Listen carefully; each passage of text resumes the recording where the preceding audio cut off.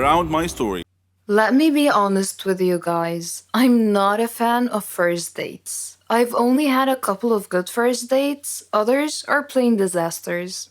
However, from time to time, I like to get on Tinder and swipe between pictures.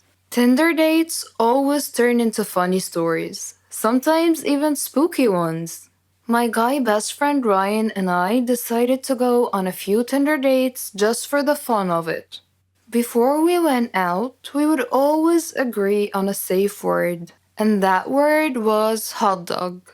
A text saying, "Hey, can you pick up some hot dogs on the way?" Or something along those lines basically meant, "Can you call me and pretend there's an emergency so I can get out of this situation without being rude?"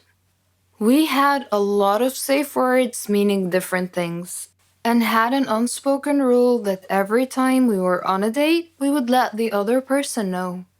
I met this guy called Brandon on the application.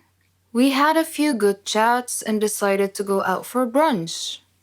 I called Ryan and I let him know that I'll be having brunch with this Brandon guy.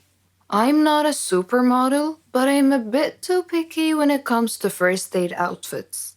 I dived into my closet and decided to wear a bright pink off-shoulders blouse and a tiny little white skirt. And of course, my signature mermaid hue high heels. Brandon texted me saying he knows of a nice Italian restaurant. Despite the fact that we were going out for brunch, I somehow agreed to Italian. The guy comes to pick me up for our brunch date. He looks nice with lots of black on. He says he needs to make a stop along the way. I couldn't really seem to disagree. I mean, he clearly forgot to buy me flowers. So I say it's fine and he can make a stop along the way. He pulls up to a gravesite and I see people and I'm like, okay, maybe he's picking something up from someone, or maybe he works here and needs to do something. What was really going through my mind though is what the heck is he doing and why is he bringing me to a gravesite on a first date? I just waited in the car, especially since there's mourning people nearby and I'm wearing a bright pink outfit. He gets out of the car and opens up the passenger side door. I tell him something along the lines of, "I don't want to draw attention to myself and I'll just wait here." And he says something along the lines of, "Don't worry, you look great.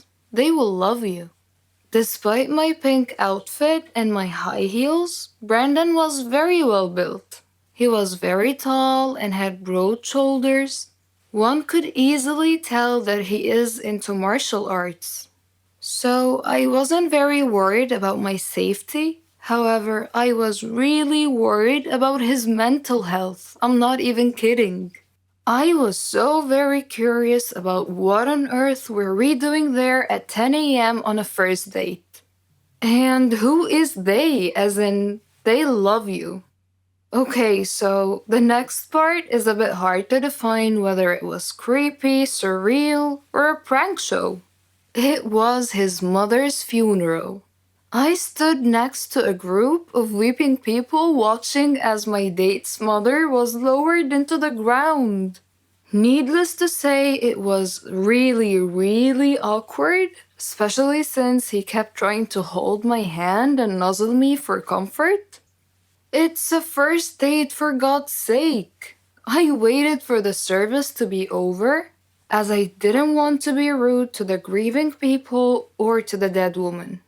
And then I texted Ryan, "Hot dog." So Ryan called me and pretended to be my landlord and told me that my apartment was flooded.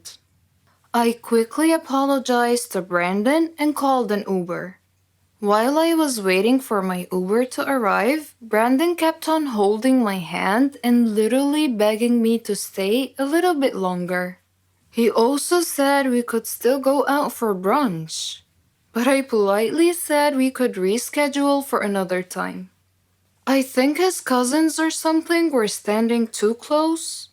He told them that we've been dating for a few weeks and they should talk me into staying. I was so glad that my Uber finally arrived. I hopped inside the car like a freaking ninja. I called Ryan and asked him to come over. We stayed together, and honestly, I've never laughed as much as Ryan made me laugh that night. And guess what? Ryan and I realized we were actually in love a few weeks later.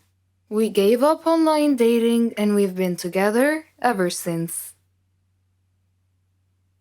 I don't really like Indian movies because the actors are always overreacting, and the movies are not logical at all. But this is just my personal opinion.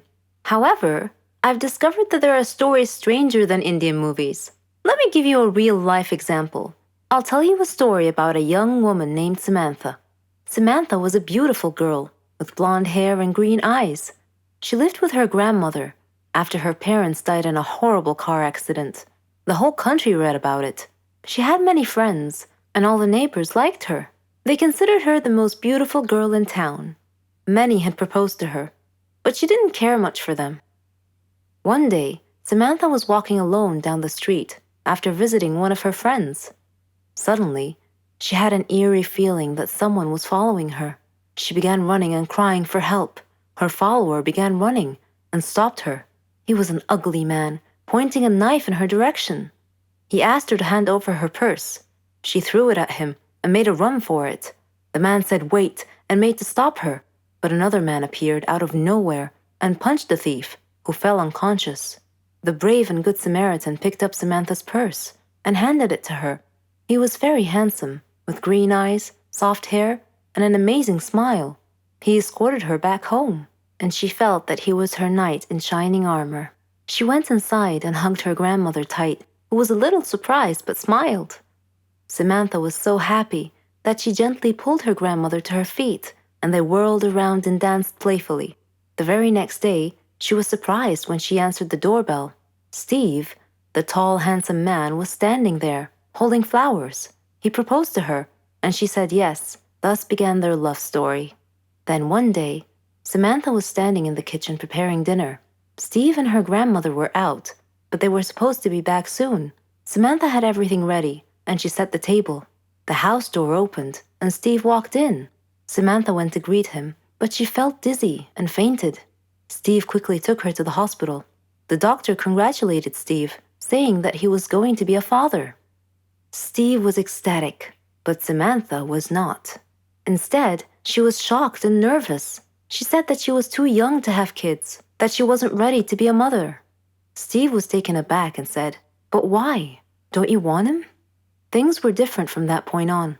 Samantha tried to get an abortion several times, but Steve was always stopping her. She couldn't accept it. She blamed Steve, but Steve couldn't understand her. In her 7th month of pregnancy, Samantha was with her grandmother at the supermarket when she saw a small boy run onto the road. Fearing he might get run over by a car, Samantha quickly pulled the boy off the road to safety. The boy's mother saw what happened and thanked Samantha, feeling so grateful and relieved. Samantha was crying at the moment and replied, "No need to thank me. I'm going to be a mother like you soon." For the first time, she was beginning to feel real affection for the baby. "Forgive me," she silently thought to herself. She tried to contact Steve many times to tell him that she had finally accepted. She was ready to become a mother, but he never responded. Finally, the day had come. Samantha went to the hospital to give birth. After the surgery, she was very tired. Nevertheless, when she woke up, she immediately asked for the baby. Her grandmother handed her the child. It was a daughter, and she was so beautiful. The nurse tried to take the baby out of her arms, but Samantha refused, wanting to hold her for as long as she could. The next day, Samantha heard a big commotion, and she had a feeling of dread that something bad had just happened. It was confirmed when she saw her grandmother's face. She asked what had happened, and her grandmother told her that a child was missing and had apparently been kidnapped. Samantha's pale face slowly pleaded, "Please don't tell me that it was my daughter." When her grandmother nodded, Samantha broke down and began crying and wailing in pain. The nurses tried to calm her down, and when she did, her grandmother came over to her and handed her a note. It had been found in her missing daughter's hospital crib. It was in Steve's handwriting. It simply said, "If you don't want her, I do." Then Samantha fainted. For many years, she tried finding her baby, but couldn't. Steve and her daughter had vanished into thin air. She felt as if time had stopped for her, but Steve didn't feel that way. He raised their daughter into a beautiful young woman. He named her Margot. Whenever Margot asked about her mother, Steve would always tell her that her mother was dead, but he often told her stories about her mother and how much he had loved her. Margot's intuition, however, told her that her father wasn't being completely honest with her and that he was hiding some big dark secret. One day, Steve fell ill unexpectedly. He called Margot to him and told her that he was very sick and felt that he was going to die soon. He said that he wanted to reveal a secret that he had long kept from her, that her mother was actually alive, and that her name was Samantha. He told her that he had kidnapped her from the hospital at birth because her mother did not want a child. He regretted it and asked Margot to forgive him. He gave her Samantha's address, and soon after, he died. After his death, Margot decided to go looking for her mother. I am Margot, and I am now standing at my mother's address. At her front door, I cannot predict my mother's reaction when she answers the door and I introduce myself as her daughter, but I'm going to hug her and tell her that I've missed her for so long.